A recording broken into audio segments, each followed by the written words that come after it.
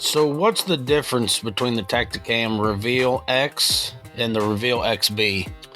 So from my understanding, I've had the original, I've had the X. I don't have the XB, but I believe the XB, what happens is instead of running off of Verizon or AT&T, depending on which camera you buy, the new one runs off of both signals, and whichever in your area, whatever signal is better, Verizon or AT&T, it'll collect that signal, and that's what the camera will run off of.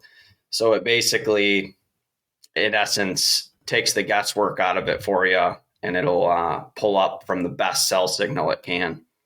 Okay, so it's nothing different Camera really other wise, than that. So yeah, that's camera kind of a wise, nice it's the feature exact same.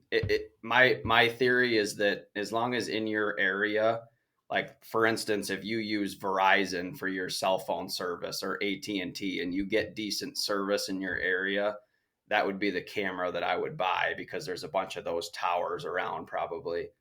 But yeah, the new one, Yeah, the sure. new one kind of automatically grabs the best signal. So I think it's awesome that those don't have to actually have cell service for those to Yeah, work.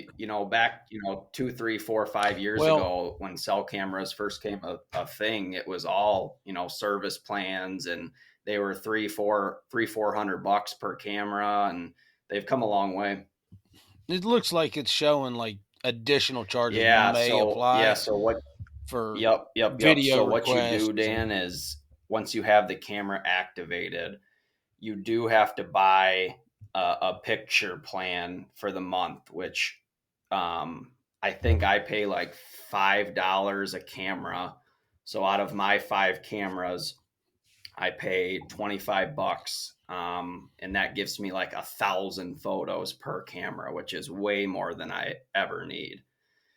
And they have upgraded plans where you can get unlimited photos and all that stuff, and I think that's like 10 or something like that. But I've always just ran the $5 one, and I've never ran out of pictures. So, and then they do also have a feature on there that it's like their HD photo request. So generally with a cell phone camera or with a cell camera that's sending you pictures back, it's not sending you the most high definition picture that the camera can take, if that makes sense. It's basically taking it's taking the photo. It's not putting it in high definition like it would on an SD card, if that makes sense. When you pull it off an SD card, that's the best picture that camera is going to take. But when it's sending it back to your phone, it doesn't always send you the best quality photo. That's kind of been the gripe of cell cams for a long time, is the picture quality is not as good as a standard SD camera.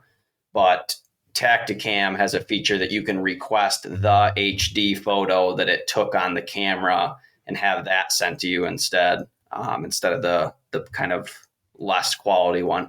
But to be honest with you, even the ones that they send you, like I pulled my phone up and you could see that buck, in that picture pretty easily. It wasn't like it was a terrible pixelated photo, Right. Yeah. No. It seemed like it was a really good photo. Sends to your phone are high quality, but that picture that I showed you, I could click on that and request an HD photo on that, and that camera would pull the best HD photo that it took of that exact image and send it to me. Nice. And the price point. Oh my God. When they first came out, like I said, 3-4 years ago, I wasn't going to spend $300-$400 on a camera. That's just ridiculous. But once these came out, and I'm like, you're spending upwards of, for a decent quality one, you're $80-$100 on a regular SD camera. So to get a cell camera for around that $100 price point is pretty darn solid.